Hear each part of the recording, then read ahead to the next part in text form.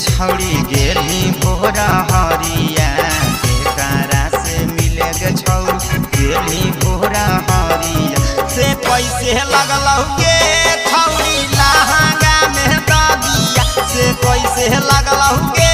छौड़ी लहंगा में दगिया। साहग तोड़े गेलिए रे छौड़ा बाबा जी के बगिया साहग तोड़े गेलिए रे छौड़ा बाबा जी के बगिया से ओही जे लगलै रे छौड़ा लहंगा में दगिया से ओही जे लगलै रे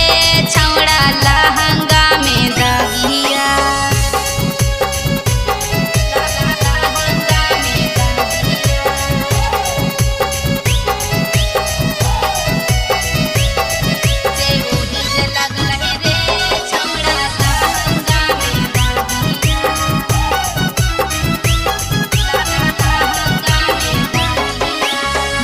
के छौड़ा हमारा नहीं तो कहरे बदना हमरे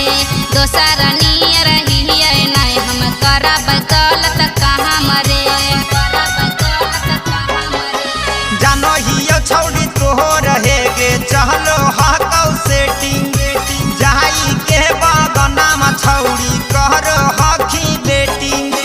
सहज बोलाला पर छौड़ी लागौ तोहरा अगिया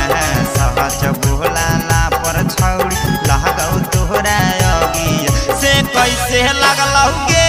छौड़ी लहंगा में दगिया से कैसे लगलौ गे छौड़ी लहंगा में दगिया।